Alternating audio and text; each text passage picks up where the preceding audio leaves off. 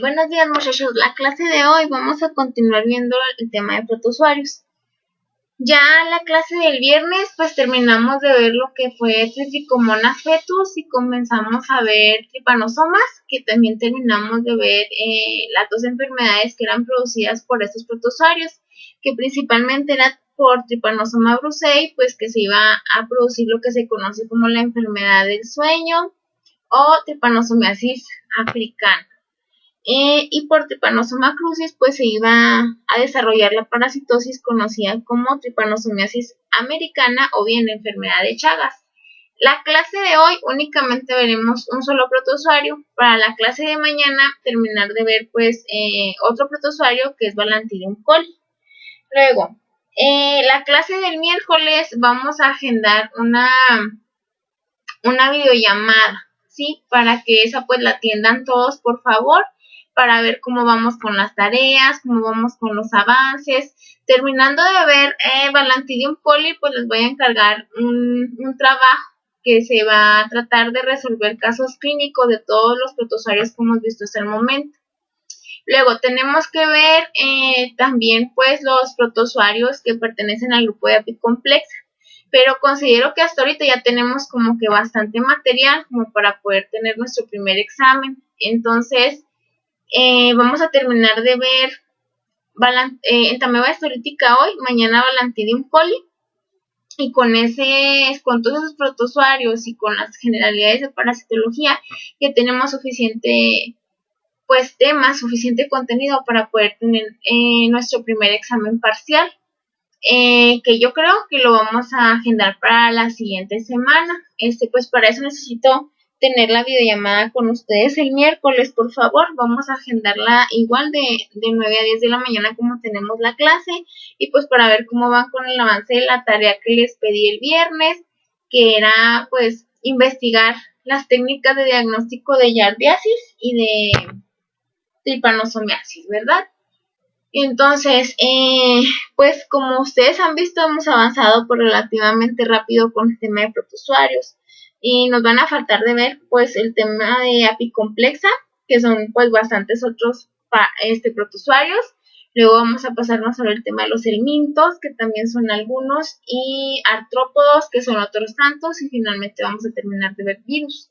Entonces, necesito que pues todos vayan más o menos en la misma sintonía y que me digan si se va quedando entendido los temas o si tenemos que tener como clases de repaso o qué es en lo que tenemos que profundizar más en qué temas que no se hayan entendido, ¿no? Bueno, entonces sin más preámbulo pues comenzaremos lo que es el tema de entameba histolítica. Ya habíamos comentado que los parásitos nosotros los podemos dividir en ciertas clasificaciones y que ahorita pues estábamos dentro del tema de protozoarios, que esos protozoarios se iban a dividir en grupos dependiendo de las estructuras que le confirieran o que le ayudaran a la movilidad, ¿sí? A la motilidad. Dijimos que primero íbamos a ver los flagelados, los que pertenecen al grupo de mastigófora, y ahorita vamos a ver los que pertenecen al grupo de sarcodina. Aquí pues únicamente vamos a tener entameba histolítica, ¿sí? Aunque se escriba entamoeba histolítica, la pronunciación correcta es entameba. Dentro del género o dentro del grupo de sarcodinas, pues van a estar presentes las amibas, ¿verdad? Que son las que decíamos que se iban a mover como si fueran un caracol.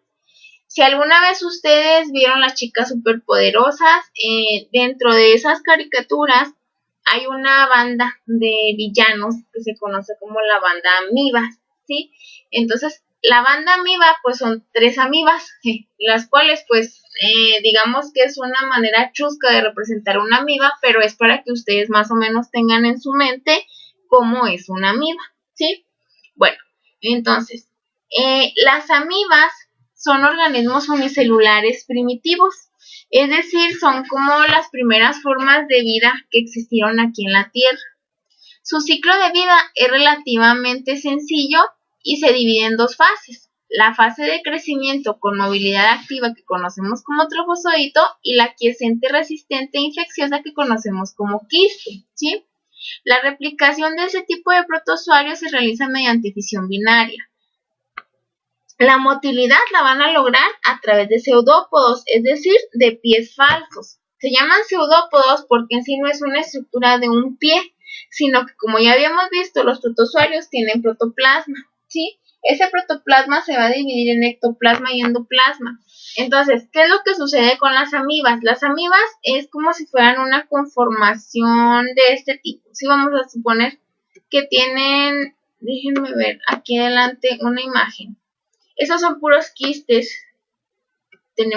Seguimos teniendo aquí quistes. Por ejemplo, este es un trofozoito de entamoeba, ¿sí?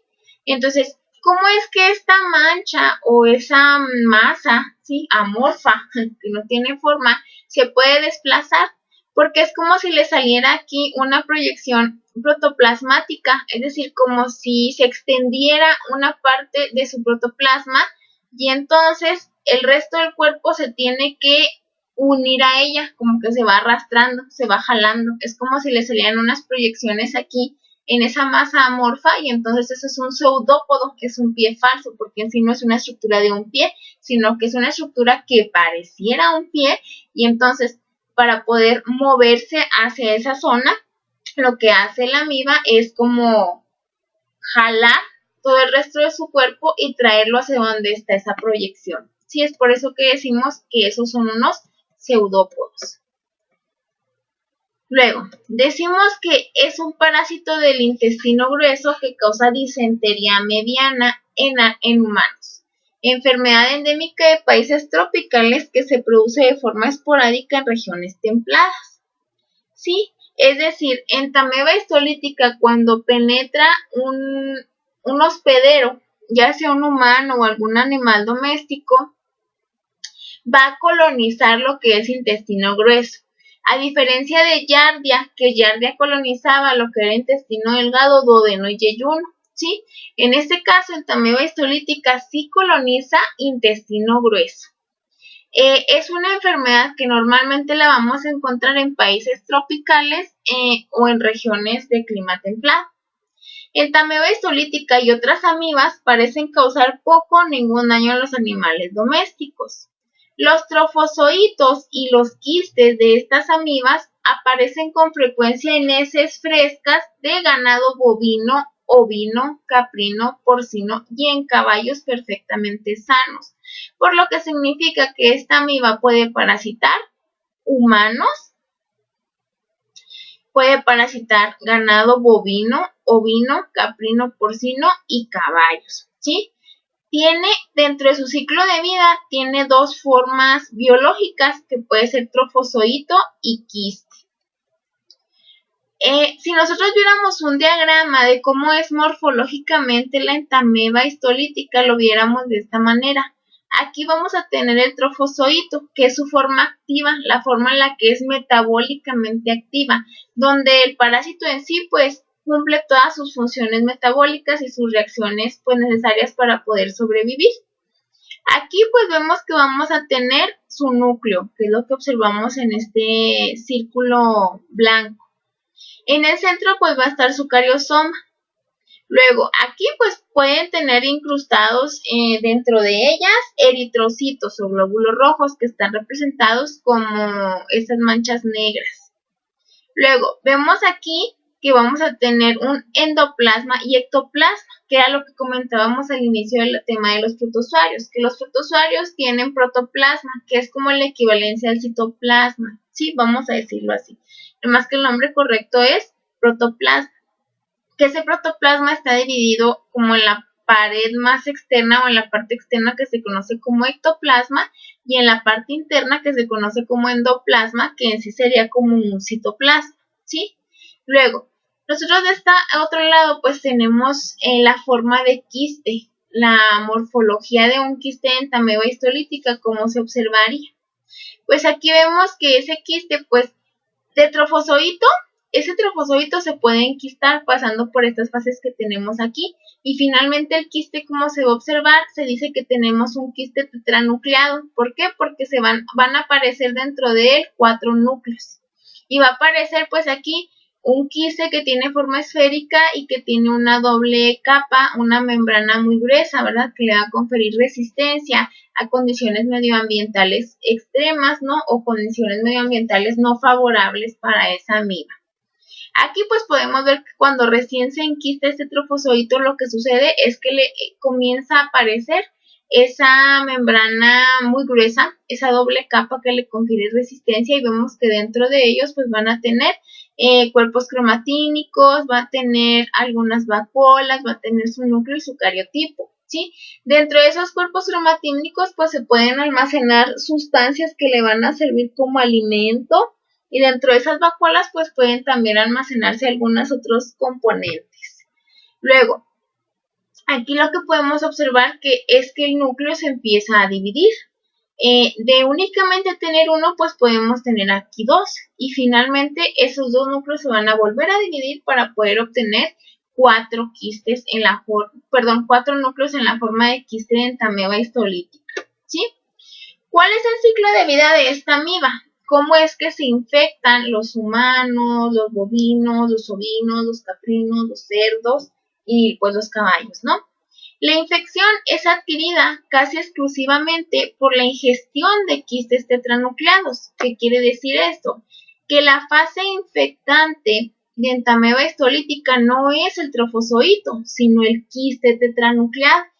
Es decir, si se llegara a ingerir por vía oral el trofozoito, esto no va a generar infección, porque una vez que esté en contacto con el estómago, con los ácidos gástricos, pues esto se va a destruir de manera tal que no va a causar infección. Sin embargo, en el caso del quiste, pues como tiene una pared muy resistente, puede resistir esas condiciones en las cuales lo sometemos pues cuando se ingiere por vía oral. Entonces, la infección es adquirida casi exclusivamente por la ingestión de quistes tetranucleados. Estos quistes son resistentes a los efectos del pH ácido del estómago del hospedero, y la exquistación debe ocurrir en el intestino delgado, es decir, la ruptura de esta membrana para que se pueda liberar esos cuatro núcleos, ¿sí? Ocurre en el intestino delgado.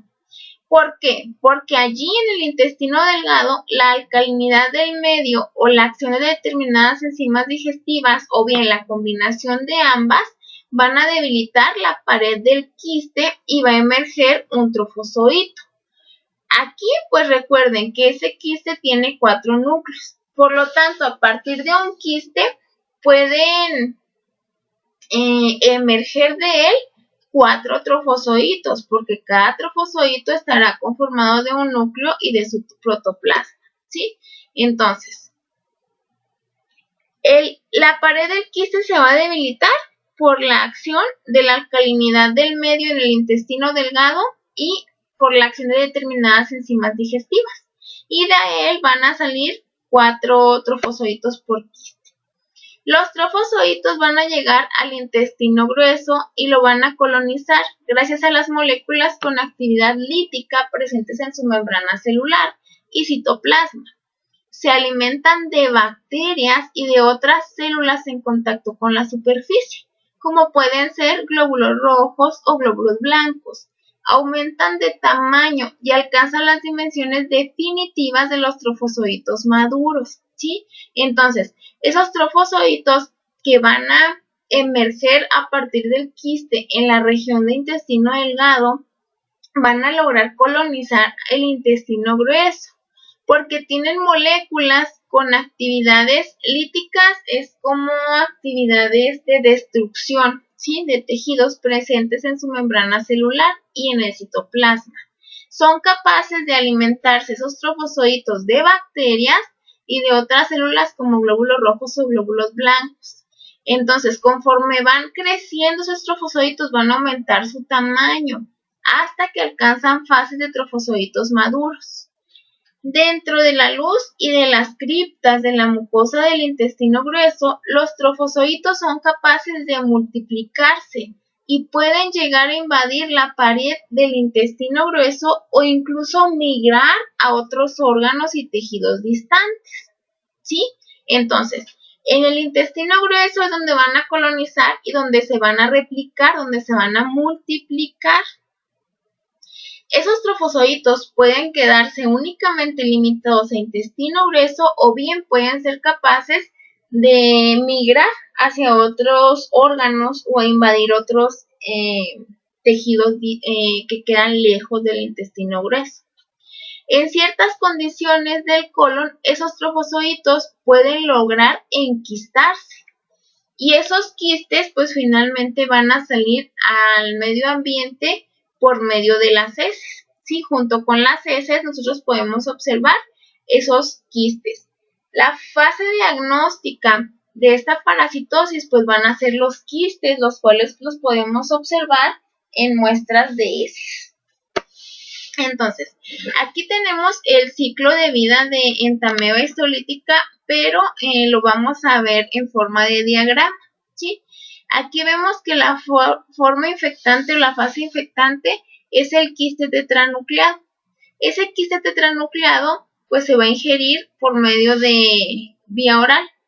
Eso va a llegar hacia el intestino, hacia el estómago, en donde gracias a la actividad de ciertas enzimas y de los ácidos que tiene el estómago se va a debilitar la pared del quiste y una vez que llega hasta el intestino delgado, pues en el intestino delgado es capaz de que ese quiste ahora sí, como ya lleva la pared debilitada, pues pueda romperse el quiste y pueda haber una salida de esos 4 trofozoitos que pueden estarse aquí en el quiste, ¿sí?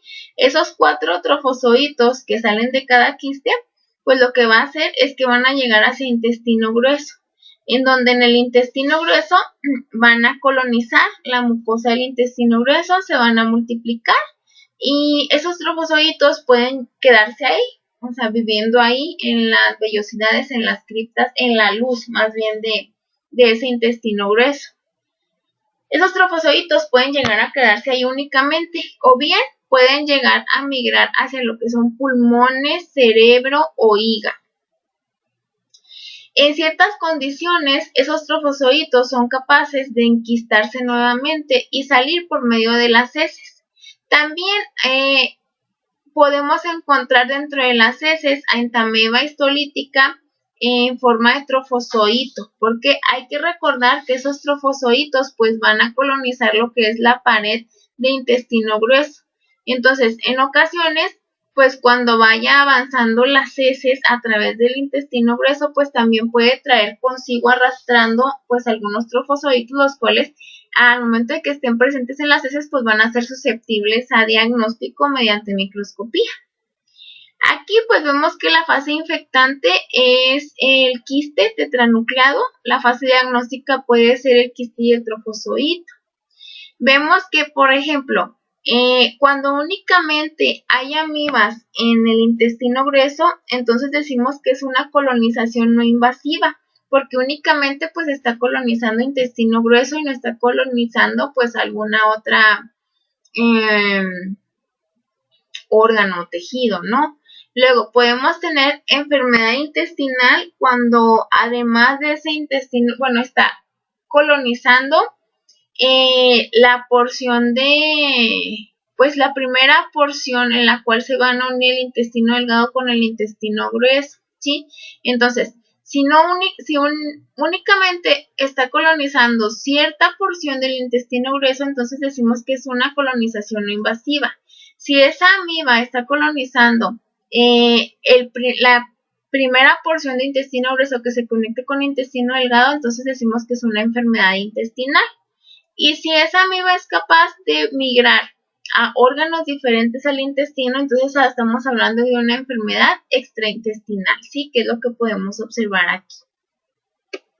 Aquí pues vemos como otra imagen de ese ciclo de vida, en donde podemos ver que el quiste pues va a llegar a través de ingestión oral, va a pasar por estómago y una vez que llega a intestino delgado, ese quiste se va a enuclear, ¿verdad? Es decir, se va a desenquistar. De esa manera, pues vamos a obtener trofozoitos en la luz intestinal. Esos trofozoitos son capaces de únicamente quedarse ahí, en la mucosa del intestino, o bien son capaces de atravesar esa pared intestinal y pueden llegar a ese trofozoito tisular o pueden llegar hasta torrente sanguíneo o pueden llegar como a ir como perforando órganos para poder llegar a otros órganos más distantes de intestino grueso. Eso lo logran porque tienen enzimas líticas, ¿sí? Son enzimas que hagan de cuenta que lo que hacen es que están degradando las uniones que hay entre las células, ¿sí? Entonces, como degradan esas uniones, pues son capaces de irse abriendo camino entre los órganos y de esa manera pues pueden ir llegando ya sea hacia hígado, hacia pulmón, hacia cerebro, a diferentes partes del organismo, ¿no? Luego, aquí, una vez que ya tenemos esos trofozoitos, los trofozoitos pueden replicarse dentro del intestino grueso, pueden migrar hacia otros órganos, pueden quedarse como trofozoitos o bien pueden enquistarse nuevamente. Y esos quistes pues van a salir finalmente por medio de las heces, ya sea un trofozoito o bien un quiste maduro, pues es lo que podemos encontrar en las heces de alguien parasitado por entamoeba histolítica. Aquí vemos otra imagen de ese ciclo de vida, en el cual nos está indicando que la fase infectante es el quiste tetranucleado cuando se ingiere vía oral. Es la fase infecciosa de quiste maduro. Luego, pues aquí nos indica que después de que ya se ingirió el quiste, pues es necesario que en un desenquistamiento en el cual pues se van a obtener a partir de un quiste 4 trofozoitos. Esos trofozoitos van a invadir la pared del colon y se van a multiplicar. Ellos pueden regresar a la luz del colon, permanecer en la luz del colon y multiplicarse. Y pues pueden salir mediante las heces, ya sea en forma de trofozoito o en forma de quiste de esta amiba.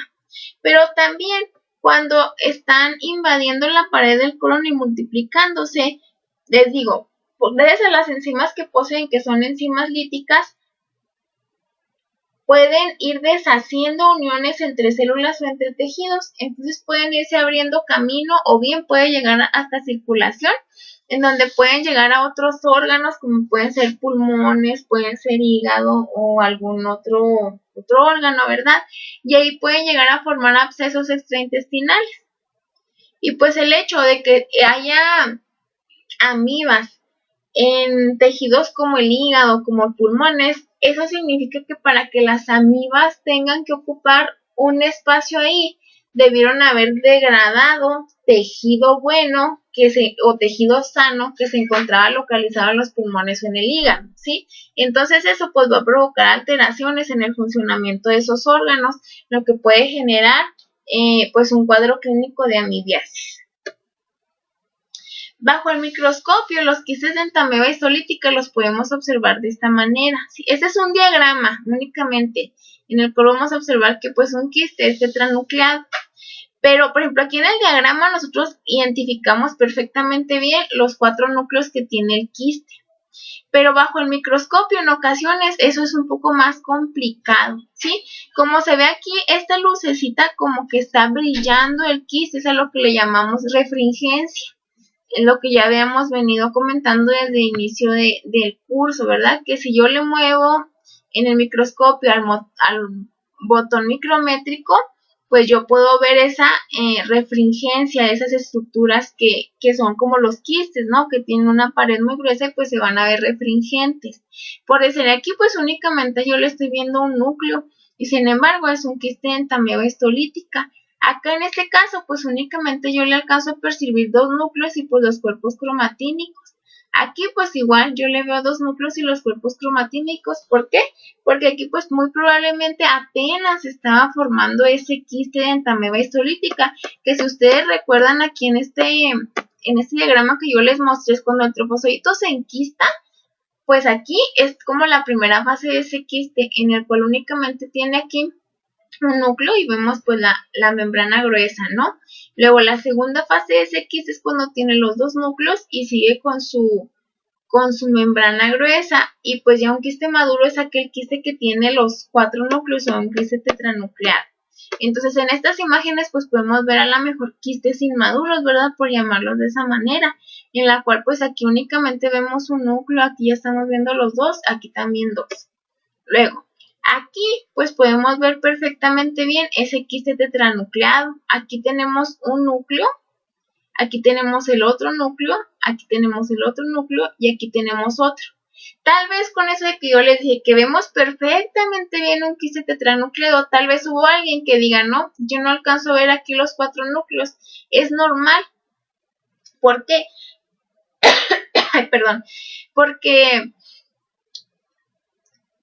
el ojo, digamos que se entrena. Conforme más muestras ves bajo el microscopio, pues más puedes distinguir ciertas estructuras morfológicas en una muestra, ¿sí? En un espécimen. Por ejemplo, aquí pues yo les digo, yo fácilmente aquí puedo observar en esta imagen, ¿verdad? Esos 4 núcleos. Pero en ocasiones pues habrá alguien que diga, sabe que yo no le alcanzo a ver y hasta que yo no se los indique tal vez no los van a identificar.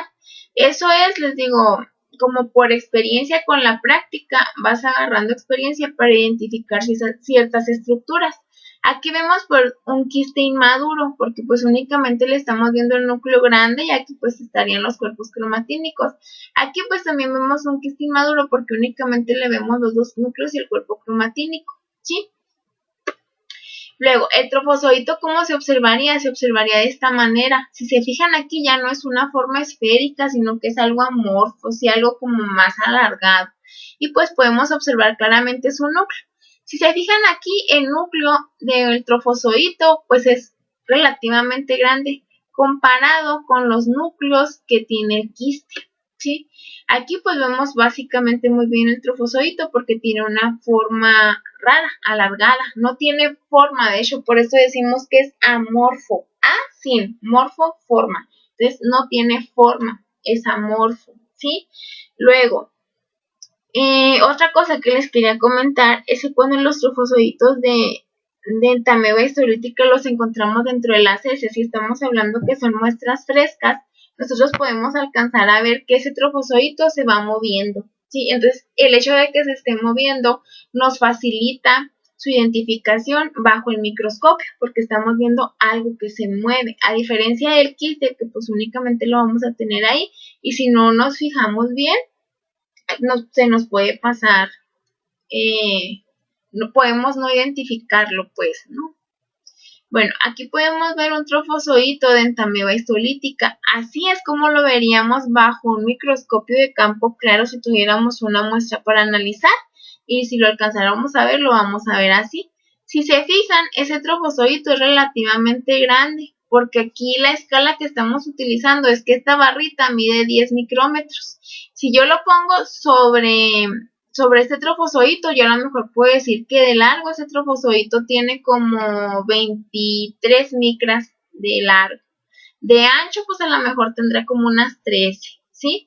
Pero si se fijan, pues es relativamente grande ese trofozoito.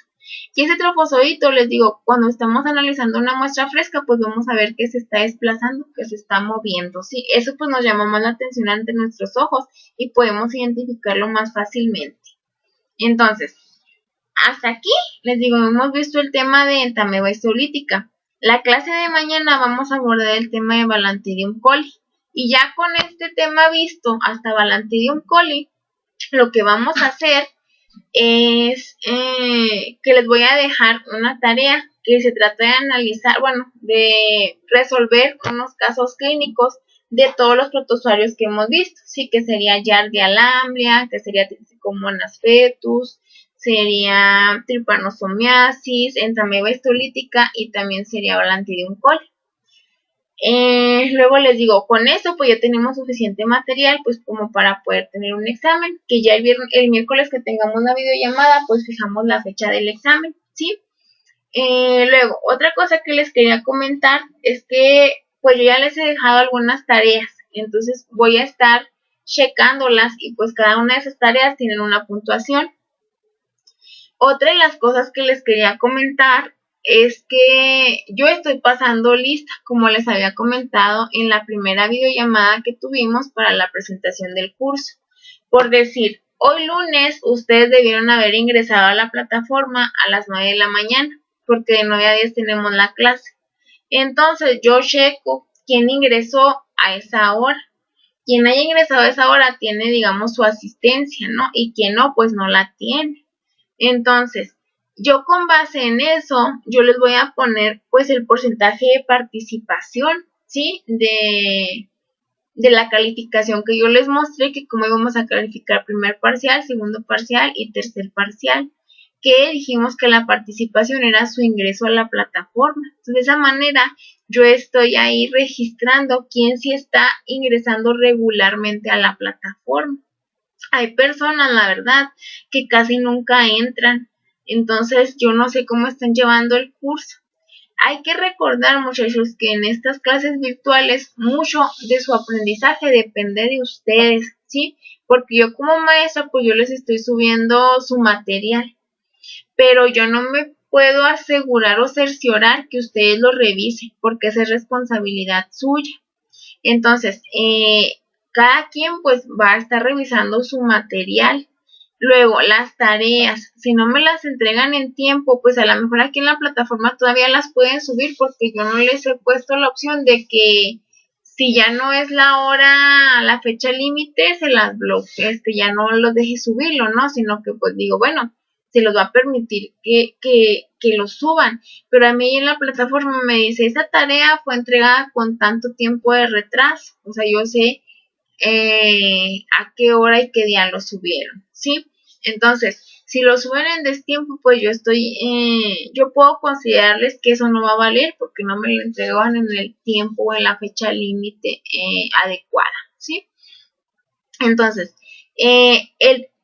la materia de parasitología, la verdad, es una materia pesada porque tenemos que aprendernos muchos parásitos, tenemos que ver cuál es el cuadro clínico que generan, tenemos que ver por qué se caracteriza cada parásito. Ahorita, por ejemplo, llevamos una pequeña parte de lo que son parásitos y únicamente estamos viendo protozoarios y no, todavía nos van a faltar de ver los protozoarios del grupo de apicomplexa, que ahí pues van a entrar coccidias. Coccidias hay bastantes que son interesantes y los ciclos de vida de coccidias son algo complicados. Coccidias pues podemos encontrar neospora entre las coccidias, eimeria, podemos encontrar sarcocystis, podemos encontrar Cryptosporidium, ¿sí? Esas únicamente son coccidias. Luego tenemos que ver Toxoplasma gondii, tenemos que ver Plasmodium. Hay como 4 especies de Plasmodium, pero vamos a ver en general lo que es malaria, o sea, la parasitosis ocasionada por Plasmodium. Vamos a ver Toxoplasma, vamos a ver Babesia. Si se fijan ahí, ya van 1, 2, 3, como 7 protozoarios más. Luego, en el caso de los helmintos, pues hay que ver platelmintos que se dividen entre mátodos y en cestos. Sí, que son como unos 3, 4 que hay que ver. En el caso de nematodos son como otros 3, 4, son 7 más, ahí van 14. En el caso de artrópodos, pues tenemos que ver garrapata, tenemos que ver varroa, tenemos que ver otros insectos que a lo mejor también son 4 o 5 más. Entonces, fíjense, tienen que memorizarse alrededor de 21, 28 parásitos, más todavía los virus que tenemos que ver. Y en el tema de virus hay que empezar a ver virología, porque eso pues nunca se ha tocado, ustedes no llevan en su currícula ese tema. Esto no los digo como para que se asusten, sino que se los digo para que se apliquen, para que sepan qué es lo que tenemos que hacer, ¿sí? Luego, en esta ocasión, pues porque tenemos lo de las clases virtuales, no podemos tener laboratorio así tal cual, algo práctico. Sin embargo, voy a tratar de, pues, encontrar la manera para que ustedes aprendan también técnicas de laboratorio, porque al final de cuentas de eso se trata parasitología, ¿no? Que tengan un conocimiento global tanto de teoría como de técnicas de laboratorio, pues para que tengan conocimiento general de los parásitos en producción pecuaria. Entonces, si ustedes no hacen un esfuerzo por poder adquirir estos conocimientos, pues yo no puedo hacer nada. Yo les puedo subir todo el material, o sea, que ustedes quieran, pero si no lo revisan, si no se comprometen con la clase, pues esto no va a avanzar, ¿sí? Ahorita les digo esto porque he visto que no están ingresando la mayoría no está ingresando en la plataforma a la hora a la que debería. Sí, yo tengo, les digo, mi registro y yo he visto que hay personas que no ingresan a la hora que es. Yo sé que en ocasiones la plataforma falla, pero entonces me deberían de indicar, ¿sabe qué, maestra? A la hora de la clase, no sé, hoy es lunes a las 9 y no puedo ingresar. Yo 9:30 me tendría que haber dicho en la plataforma, ¿sabe qué, maestra? Estoy tratando de ingresar y no puedo. Entonces yo ahí ya estaré consciente de que, esta persona sí trató de ingresar, pero no pudo por problemas de la plataforma. Pero no es posible que todos los días falle y que todos los días estemos así. Sí, tienen que revisar el material. Las tareas que les encargo no son únicamente por dejar tarea, sino que tienen un propósito para que ustedes pues refuercen el conocimiento y si no, pues que lo adquieran. Yo trato de brindarles las herramientas para que se les facilite esa adquisición de conocimiento, pero a final de cuentas les digo, ustedes son los que están adquiriendo ese nuevo conocimiento y los que están generando nuevo conocimiento en sus mentes. Entonces, si ustedes no se hacen responsables de eso, yo no les puedo ayudar en nada. O sea, aunque yo suba material, si ustedes no se comprometen con esta clase, pues no vamos a avanzar. Y les digo eso porque he visto que hay gente que no está tomando la clase tal cual, o sea, no están entrando a esa hora, no están ingresando. Voy a comenzar a revisar las tareas que les encargué desde el foro. Desde la primera tarea, el foro ya cuenta como tarea. Entonces lo que vamos a empezar a hacer es que yo voy a empezar en el foro a contestarles lo que ustedes hayan contestado en sus opiniones y voy a registrar pues quién tiene esa tarea y quién no. Luego tengo que revisar el ensayo que ya habíamos hablado acerca del artículo, ¿verdad? Sobre el impacto económico en las parasitosis.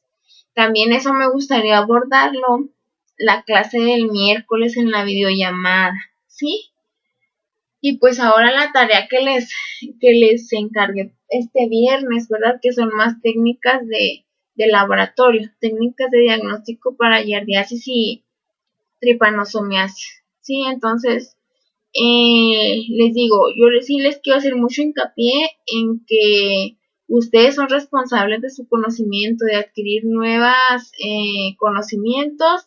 Esta materia de parasitología es algo pesada porque tienen que memorizar muchos parásitos. A lo mejor ustedes nunca habían escuchado el término de Tetricomonas fetus, Entamoeba histolítica, Balantidium coli, Giardia lamblia, Trypanosoma cruzi, Trypanosoma brucei, Teratoma infestan, Glossina, ¿verdad? Que la mosca tsetse.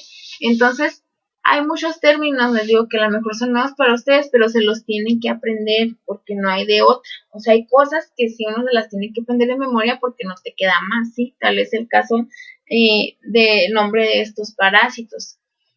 Y luego, bueno, ya eso es como que en términos generales, les digo que el miércoles vamos a tener una videollamada y por favor pues atiendan la videollamada.